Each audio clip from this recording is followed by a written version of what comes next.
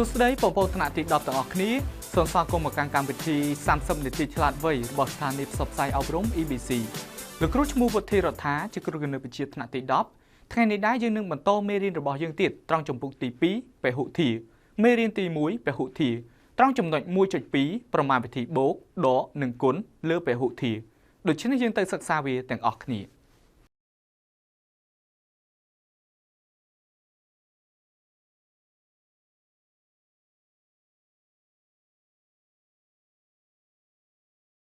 បងប្អូនទាំងអស់គ្នាថ្ងៃនេះយើងនឹងបន្តមេរៀនរបស់យើងទៀតត្រង់ចំណុច 1.2 ប្រមាណវិធីបូកដកនិងគុណលើពហុធាយើងចូលទៅដល់ចំណុចកប្រមាណវិធីបូកនិងដកលើពហុធាឧទាហរណ៍ទី1គេឲ្យពហុធា a ស្មើនឹង 2x ការ៉េបូកឲ្យ 4x ដក 2និងពហុធា b ស្មើនឹង 4x ការ៉េដកឲ្យ 3x ដកឲ្យ 8ណាបាទអញ្ចឹងសំណួររបស់គេគឺសួរថាគេឲ្យកណនី a បូក bអញ្ចឹងបើសិនជាករណីយើងយក a បូកឲ្យ b មានន័យថាគេយកកន្សោមពហុធា a បូកឲ្យកន្សោមនៃពហុធា b អញ្ចឹងបងប្អូនយកវាមកបូកគ្នាមកបងប្អូនដឹងហើយថាដើម្បីកណនីពហុធាដើម្បីបូកឬដកឯកធាយើងត្រូវធ្វើម៉េចបូកដកដែលឯកធាដូចគ្នាចុះបើពហុធានេះវិញតើយើងត្រូវធ្វើម៉េចដើម្បីបូកដកពហុធាបានគឺយើងគ្រាន់តែយកឯកធាដូចគ្នាមកបូកដកគ្នាមកគឺត្រឹមត្រូវហើយណាបាទអញ្ចឹងយើងទៅមើលទាំងអស់គ្នាបាទអញ្ចឹងកណនី a បូក b ដោយ a ស្មើនឹង 2x ការ៉េបូកឲ្យ 4x ដក 2 និង b ស្មើនឹង 4x ការ៉េដកឲ្យ 3x ដក 8គេបានបាទគឺគេបាន a បូក b គឺស្មើនឹងកន្សោម a បាទ 2x ការ៉េបូក 4x ដក 2ហ្នឹងបូកឲ្យ b គឺ 4x ការ៉េដក 3x បូកដក 8បន្ទាប់មកបងអូនផ្ដុំតួណាដែលដូចគ្នាតួណាដែលជាឯកធាដូចគ្នាតួដែលដូចគ្នាអញ្ចឹងអានេះការ៉េបាទអានេះការ៉េយើងផ្ដុំវាមកអានេះ x គឺយើងផ្ដុំវាមួយ x អានេះចំនួនថេយើងផ្ដុំវាជាមួយនឹងចំនួនថេអញ្ចឹងយើងទូទាត់វាមកបាទគឺយើងផ្ដុំបែបនេះគឺ 2x ការ៉េបូកឲ្យ 4x ការ៉េព្រោះវាជាឯកធាដូចគ្នាបន្ទាប់មកបូកឲ្យ 4x ដកឲ្យ 3x បន្ទាប់មកយកដក 2 បូកឲ្យបាទបូកឲ្យដក 8អញ្ចឹងដកប៉ះដកទៅដកប៉ះបូកទៅជាដកវិញហើយអញ្ចឹងយើងបានបងទូទាត់វាមក 2x បូកឲ្យ 4x គឺស្មើនឹង 6x 4x ដកឲ្យ 3x គឺស្មើនឹង x ដក 2x សុំតដក 2 ដក 8 ស្មើនឹងដក 10អញ្ចឹងចម្លើយរបស់យើងគឺបាន 6x ការ៉េបូកឲ្យ x ដកឲ្យ 10អញ្ចឹងនេះហើយគឺជាលទ្ធផលរបស់យើងនៃការបូកបាទបូកពហុធា a ជាមួយនឹងពហុធា b ណាបាទ a បូក b គឺស្មើនឹង 6x ការ៉េបូក x ដក 10យើងចូលទៅដល់ទី2បាទឧទាហរណ៍ទី2គឺគេឲ្យពហុធា m ស្មើនឹងដក 3x ការ៉េបូកឲ្យ x ដក 3និង n ស្មើនឹង 7x ការ៉េដកឲ្យ 3x បូក 1គេឲ្យកណនី m ដក n អញ្ចឹងអាហ្នឹងក៏ដូចគ្នាដែរដើម្បីកណនី m ដក n យើងផ្ដុំតួដែលជាឯកធាដូចគ្នាហើយយើងទូទាត់គ្នាបន្ទាប់មកយើងបាទយើងទូទាត់ហើយយើងដាក់វាវិញមកយើងទូទាត់ទៅស្មើប៉ុន្មានយើងដាក់វាឲ្យដូចដើមមកគឺយើងទទួលបានផលបូកផលដកនៃពហុធាហ្នឹងហើយបាទអញ្ចឹងគឺបានកណនី m ដក n m ស្មើនឹងដក 3x ការ៉េបូកឲ្យ x ដក 5ចំណែកឯ n គឺស្មើនឹង 7x ការ៉េដកឲ្យ 3x បូក 1អញ្ចឹងគេបានបាទគេបាន m ដក n ស្មើនឹងអីគេបាទគឺស្មើនឹងដក 3x ការ៉េបូកឲ្យ x ដកឲ្យ 5ដកឲ្យកន្សោម 7x ការ៉េដកឲ្យ 3x បូក 1អញ្ចឹងដើម្បីកណនីវាគឺយើងផ្ដុំតួណាដែលយើងអាចទូទាត់គ្នាបានផ្ដុំតួដែលមានដូចការ៉េដូចគ្នាណាដែលមានផ្នែកអថេដូចគ្នាអញ្ចឹងគឺ 3x ការ៉េនេះគឺជាមួយនឹង 7x ការ៉េចំណែកឯ x នេះជាមួយនឹងដក 3x ចំណែកឯដក 5ជាមួយនឹងបាទជាមួយនឹង1អញ្ចឹងបងផ្ដុំវាមកដូចមិនអញ្ចឹងបាទគឺយើងបានដក 3x ការ៉េដកឲ្យ 7x ការ៉េដែរណាបូកឲ្យ x បូកឲ្យ 3x បូកឲ្យដក 5 ដកបាទដក 5 ដក 1អញ្ចឹងយើងទូទាត់គ្នាមកដក 3x ការ៉េដកឲ្យ 7x ការ៉េស្មើប៉ុន្មានគឺដក 10x ដក 10x ការ៉េ x បូកឲ្យ 3x គឺស្មើនឹង 4x ដក 5 ដក 1ស្មើនឹងដក 5 6អញ្ចឹងចម្លើយរបស់យើងគឺបានដក 10x ការ៉េបូកឲ្យ 4x បាទដកឲ្យ 5 ដកឲ្យ 6ណាបាទអញ្ចឹងចម្លើយរបស់យើងគឺស្មើប៉ុណ្ណឹងយើងចូលទៅដល់ជាទូទៅអញ្ចឹងជាទូទៅដើម្បីបូកឬដកពីពហុធាគេត្រូវបូកដកឯកធាដូចគ្នាម្ដងទៀត ដើម្បីបូកឬដកពីពហុធាតុគឺគេត្រូវបូកឬដកឯកធាតុដូចគ្នាឬក៏យើងអាចបូកដកតួដែរបាទតួដែលមានបាទអថេរដូចគ្នាអញ្ចឹងតួដែលមានអថេរដូចគ្នាគឺជាឯកធាតុដូចគ្នាហ្នឹងហើយណាបាទអញ្ចឹងបន្ទាប់ពីបងប្អូនបានដឹងហើយយើងចូលទៅធ្វើប្រតិបត្តិតែម្ដងប្រតិបត្តិគេឲ្យបាទកណនី m បូក n និង m ដក n ក m ស្មើនឹង x ការ៉េដកឲ្យ 3x បូកឲ្យ 5 និង n ស្មើនឹង 2x ការ៉េបូកឲ្យ x ដក 2 ខ m ស្មើនឹង 2x ការ៉េបូកឲ្យ y បូក 10 n ស្មើនឹង x ការ៉េដកឲ្យ 10y បូកឲ្យ 20ណាបាទអញ្ចឹងក្នុងមើលសំណួរកគឺធ្វើពី m បូក n ផង m ដក n ផងខ m បូក n ផង m ដក n ផងអញ្ចឹងដើម្បីកុំឲ្យខាតពេលយូរបងអូនទៅកណនីតែម្ដងណាបាទអញ្ចឹងកដំបូងលោកគ្រូយក m បូក n សិនដោយ m ស្មើនឹង x ការ៉េដកឲ្យ 3x បូក 5 និង n ស្មើនឹង 2x ការ៉េបូក x ដក 2អញ្ចឹងលោកគ្រូយកមកបូកគ្នាមកគឺយើងបានបាទគេបាន m បូក n គឺយើងយកកន្សោមនេះបាទយកមកបូកជាមួយនឹងកន្សោមនេះយក x ការ៉េដក 3x បូក 5 បូកឲ្យណាព្រោះដោយសារតែ m បូក n អញ្ចឹងវាបូកឲ្យអីគេ 2x ការ៉េបូក x ដក 2បាទផ្ដុំតួដែលវាដូចគ្នាមក x ការ៉េជាមួយនឹងបាទតួដែលអាចទូទាត់បានណាដែលជាឯកធាតុដូចគ្នាគឺ x ការ៉េជាមួយនឹង 2x ការ៉េដក 3x មួយនឹង x 5ជាមួយនឹងដក 2អញ្ចឹងបងអូនផ្ដុំគ្នាមកបាទគឺយើងបានអីគេ x ការ៉េបូកឲ្យ 2x ការ៉េគឺបាន 3x ការ៉េដក 3x បូកឲ្យ x គឺបានដក 2x 5ដក 2គឺនៅសល់3អញ្ចឹងបងអូនបានណា 3x ការ៉េដក 2x បូក 3ម្ដងទៀត 3x ការ៉េដក 2x បូក 3បាទនេះគឺជាចម្លើយរបស់យើង m បូក n ចុះនៅ m ដក n បាទអញ្ចឹងយើងយកឯកធាតុយកពហុធាតុដដែលហ្នឹងយកពហុធាតុ mn ហ្នឹងដដែលប៉ុន្តែយើងយកមកអីបាទគឺដកគ្នាអញ្ចឹងយើងដកគ្នាម្ដងគឺយក x ការ៉េដកឲ្យ 3x បូកឲ្យ 5ដកវិញម្ដងណាដោយសារតែសញ្ញានេះដកអញ្ចឹងយើងដកបាន 3x ការ៉េ 2x ការ៉េបូកឲ្យ x ដក 2អញ្ចឹងបងប្អូនផ្ដុំដូចគ្នាមកតួដែលឯកធាតុដូចគ្នាប៉ុន្តែការផ្ដុំបែបហ្នឹងដោយសារតែវាមានសញ្ញាដកនៅខាងក្រៅអញ្ចឹងយើងយកវាមកដកគ្នាវិញឬក៏យើងលុបវងកញ្ចក់ទៅបដូរសញ្ញាអស់នេះហើយណាបាទអញ្ចឹងដូចគ្នាទេអញ្ចឹងយើងបាន x ការ៉េអានេះបូកទៅជាអីគេដកព្រោះដោយសារយើងដកគ្នាអញ្ចឹងបាន x ការ៉េដកឲ្យ 2x បូកដក 3x ដកជាមួយនឹង x ព្រោះអានេះបូកគុណឲ្យដកទៅបានដកអញ្ចឹងដក 3x ដកឲ្យ x ចំណែកឯដក 2វិញគុណដកបញ្ចូលមកបានបូកវិញអញ្ចឹង5បូកឲ្យ 2x x ការ៉េដកឲ្យ 2x គឺនៅសល់ដក x ដក 3x ការ៉េដកឲ្យ x ដក 3x ដកឲ្យ x នៅសល់ប៉ុន្មានដក 4 ដក 4x 5បូក 2ឡើង 7ណាបាទអញ្ចឹងចម្លើយរបស់យើងគឺបានដក x ការ៉េដក 4x បូកឲ្យ 7ណាឬក៏7ហ្នឹងយើងចូលទៅដល់សំណួរខបន្តទៀតណាបាទបងប្អូនតន់ណាត្រង់ហ្នឹងបាទហើយចម្លើយមិនដែរតើដូចនឹងលោកគ្រូឯងលោកគ្រូសង្ឃឹមថាបងប្អូនទាំងអស់គ្នានឹងដូចឯងដោយសារតែបងប្អូនបានយកចិត្តទុកដាក់មើលអញ្ចឹងលោកគ្រូសង្ឃឹមថាបងប្អូននឹងធ្វើត្រូវយើងចូលទៅដល់ខកណនី m បូក n បាទដោយ m របស់យើងខហ្នឹងស្មើនឹងអី 2x ការ៉េបូកឲ្យ y ការ៉េបូកឲ្យ 10និង n ស្មើនឹង x ការ៉េដកឲ្យ 10y ការ៉េបូកឲ្យ 20អញ្ចឹងបងប្អូនយកដកគ្នាមកគឺគេបានបាទ m បូក n ណាយើងយកមកបូកគ្នាណាបាទអញ្ចឹង m បូក n ស្មើអីគេគឺយើងត្រូវយក 2x ការ៉េបូកឲ្យ y ការ៉េបូកឲ្យ 10បូកឲ្យ x ការ៉េដកឲ្យ 10បូកឲ្យ 20អញ្ចឹងយើងផ្ដុំតួដែលវាដូចការ៉េដូចគ្នាដែរមកណាបាទតួដូចគ្នាហ្នឹងគឺយើងបាន 2x ការ៉េបូកឲ្យ x y ការ៉េដកឲ្យ 10y ការ៉េ10បូកឲ្យ 20អញ្ចឹង 2x ការ៉េបូកឲ្យ x ការ៉េបាន 3x ការ៉េ y ការ៉េដកឲ្យ 10y ការ៉េបាន 9y ការ៉េ10បូកឲ្យ 20ស្មើ30ចម្លើយរបស់យើងគឺ 3x ការ៉េដកឲ្យ 9y ការ៉េបូកឲ្យ 30ណាបងប្អូនតន់ណាត្រង់ហ្នឹងបាទអញ្ចឹងយើងចូលទៅប្រមាណវិធីដកវិញគឺកណនី m ដក n វិញម្ដងអញ្ចឹងមាន m ដដែលមាន n ដដែលប៉ុន្តែយើងយកមកអីគេគឺ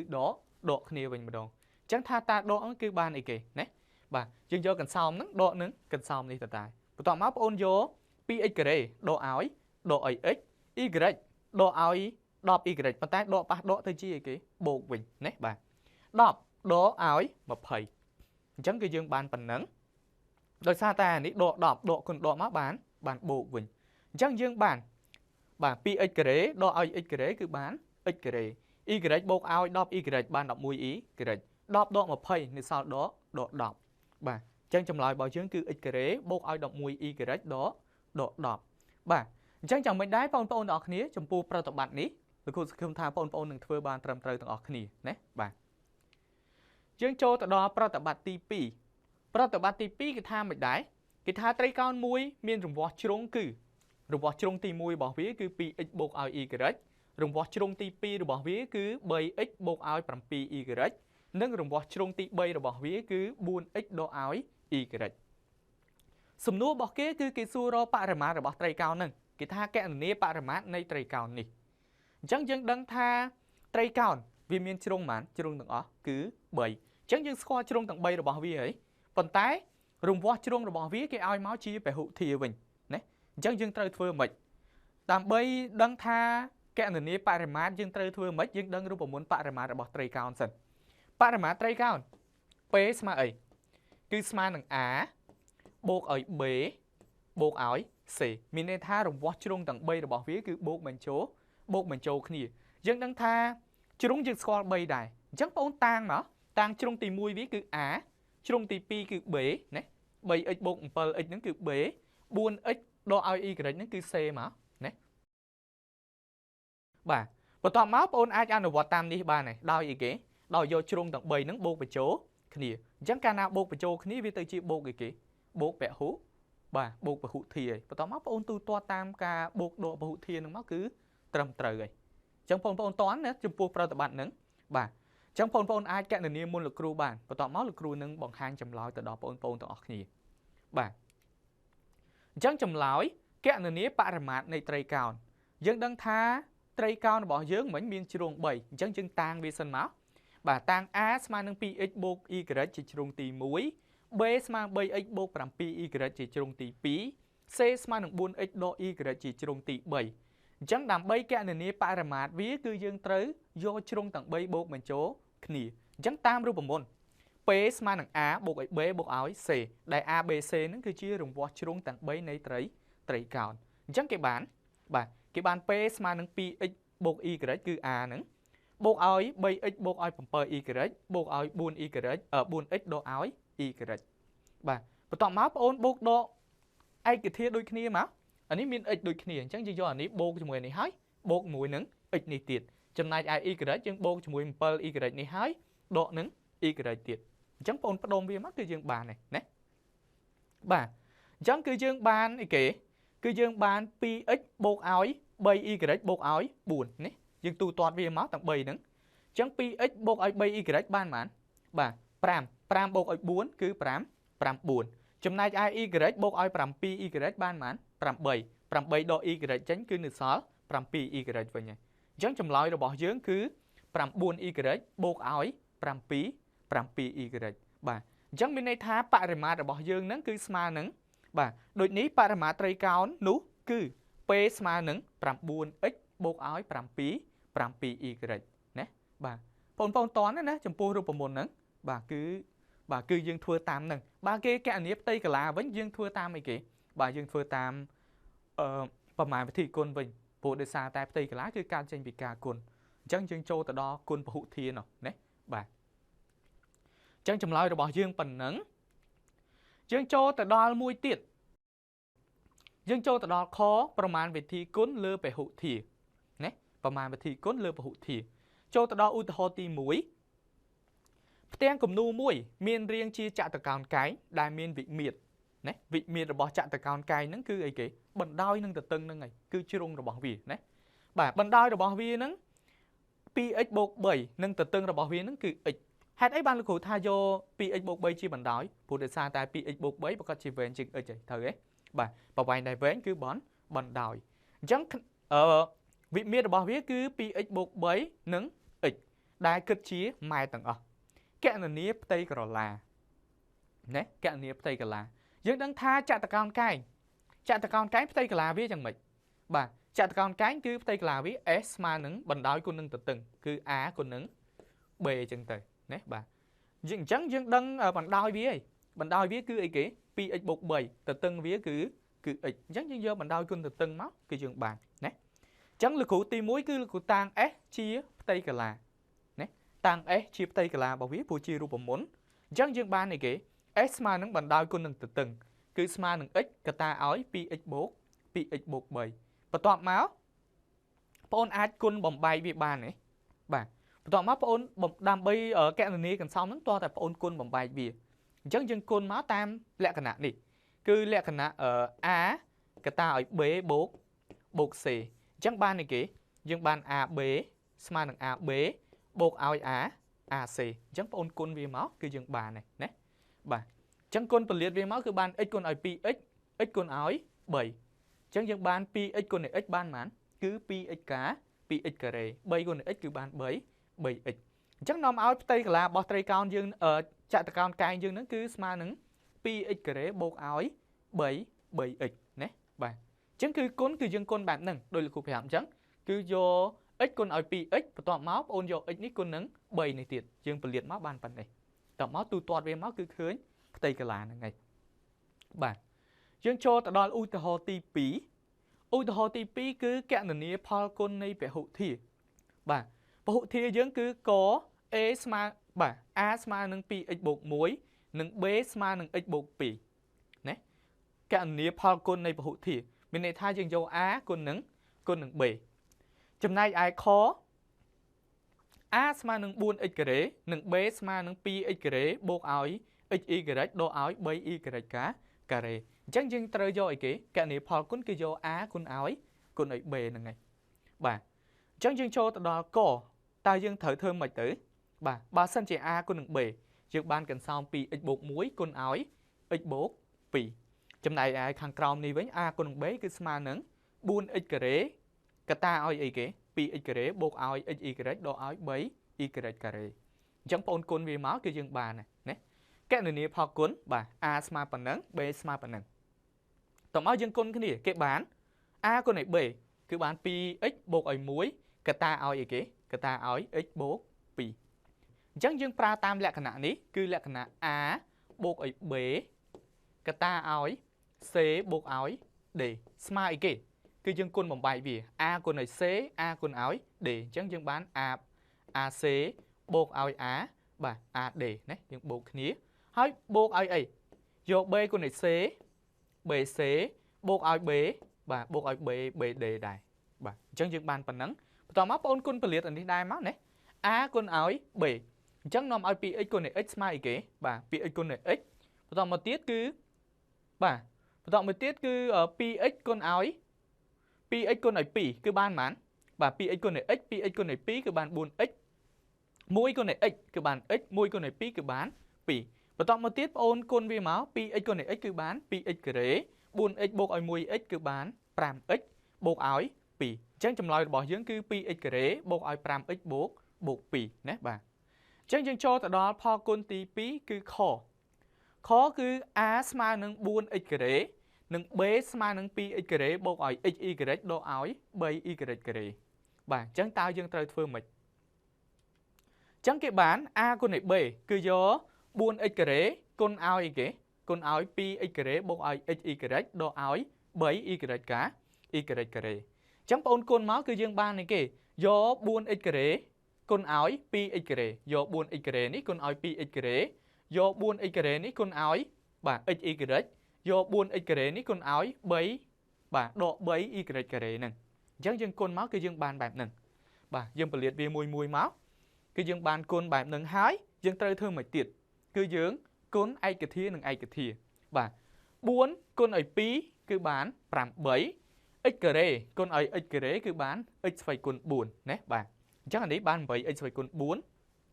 mỗi tiệt buôn x cái rê con ở x y cái rê cứ bán x con này x cứ bán x xâm tổ x con x cái rê cứ bán x kịp chắc bán buôn x kịp ý y cái rê chùm này ai này vinh cứ admin ấy tu toa thế nhưng tu toa tầm mấy con chắc buôn con ai đọc phí xâm tổ buôn ai con ai đọ bấy cái ban đọ đó đọc vì x cái rế y cái rế nè bạn chẳng chăm lại về trong khái cứ làm bấy x phải con 4 bột ai buôn x kíp y cái rế đọ ai đọc phí x cái rế y cái rế bạn chẳng phong toán đấy nó tăng nứng chấm buôn lùm hạt Paul con rồi bỏ dưỡng bạn được cô không thật toán ấy dưỡng cho đo pro tệp bán ប្រតិបត្តិគឺកណនីបាទគឺកណនីផលគុណពហុធានឹងអីទី1កគឺ 2ab កតាឲ្យដក 3a ការ៉េ b ការ៉េទាំងអស់គីបណាដក 3a ការ៉េ b ការ៉េហើយទាំងអស់គីបខាងក្រៅទៀតបាទខដក x បូកឲ្យ4កតាឲ្យ1លើ 2x បូកឲ្យ3គឺ x គីបបូកឲ្យ xy ដកឲ្យ 4y ការ៉េកតាឲ្យ x បូក y អញ្ចឹងថាតើយើងគួរកណនាផលគុណវាបែបណាអញ្ចឹងបងប្អូនទៅមើលទាំងអស់គ្នាបាទ 2ab កតាឲ្យដក 3a ការ៉េ b ការ៉េទាំងអស់គីបអញ្ចឹងកន្សោមនេះតើតែបងប្អូនត្រូវពន្លាតអានេះសិនណាបងប្អូនពន្លាតតាមរូបមន្តអីគេបាទ a ស្គុណ m ហើយ o បាទ a ស្គុណ m ហើយ on ទៀតអញ្ចឹងស្មើអីគេ a ស្គុណ m គុណឲ្យបាទគុណឲ្យ n ប៉ុន្តែអានេះវាជាអីគេបាទវាមានគោលច្រើនអញ្ចឹងយើងត្រូវតែ a គីបហ្នឹងគឺបំពាក់ទៅលើគ្រប់ទាំងអស់ហ្នឹងមានន័យថាដក3នេះក៏គីប a ការ៉េនេះក៏គីប b ការ៉េនេះក៏គីបដែរអញ្ចឹងនាំឲ្យអីគេដក3គីបស្មើប៉ុន្មានបាទ3ការ៉េ9 9 3ដង27អញ្ចឹងយើងបានដក27 a សគុណ6 b ស្វ័យគុណ6យើងយកនិតិសន្នវាគុណគ្នាបាទអញ្ចឹងគឺយើងបានបាទកន្សោមខាងក្រោយនេះគឺ 2ab កតាឲ្យបាទដក27 a សគុណ6 b ស្វ័យគុណ6ដែរបន្ទាប់មកបងប្អូនគុណវាមកមេគុណគុណមេគុណអថេគុណអថេអញ្ចឹង2គុណឲ្យដក27គឺបានដក50បាទដក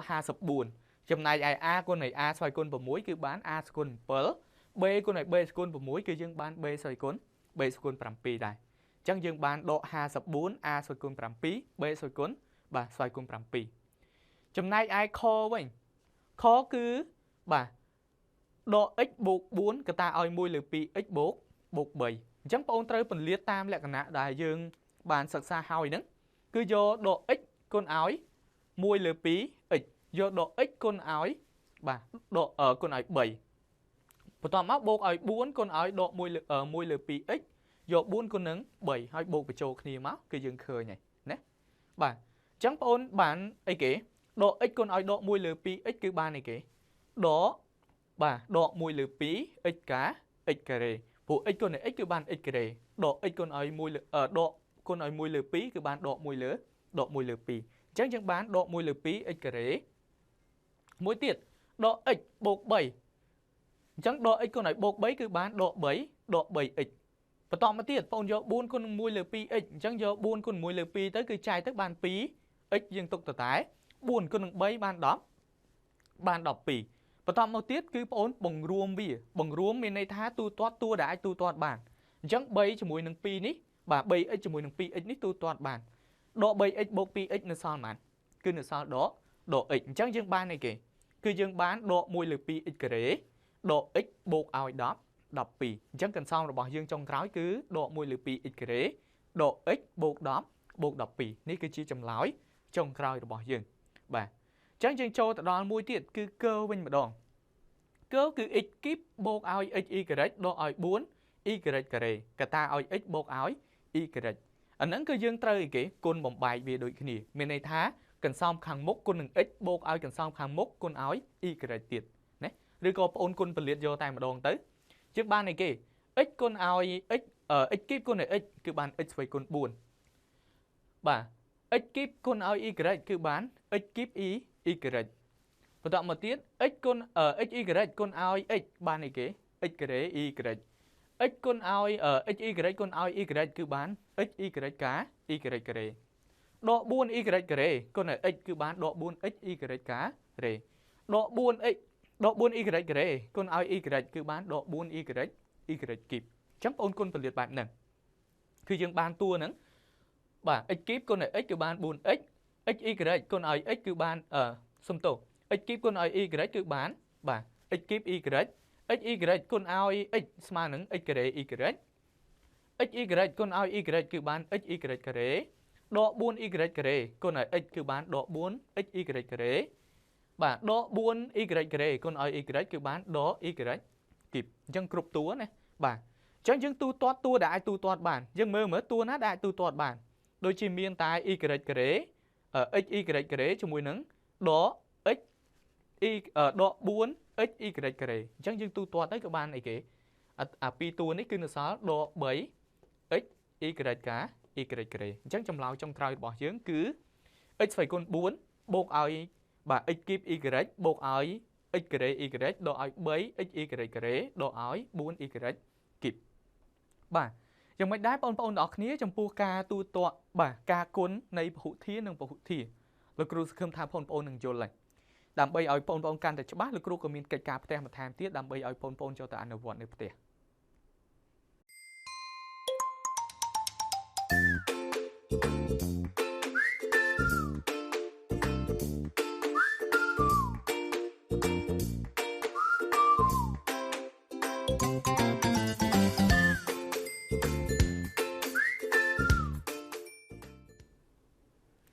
พงต่อคนี้คลื่นซ่าเมรินบอกเยอะทางนี้บ้านมาจับห้อยโดยครูก็มีกิจการแต่คนแทนที่ดำใบเอาปนเจ้าแต่อันวัวคอมพลีทเพื่อกิจการแต่ได้หรือครูบ้านแต่เอาก็โดยชีศึกษาสายจุกุนไอมันแทนที่ในประเทศส้มโอกุนส้มจุ่มเรียบเรีย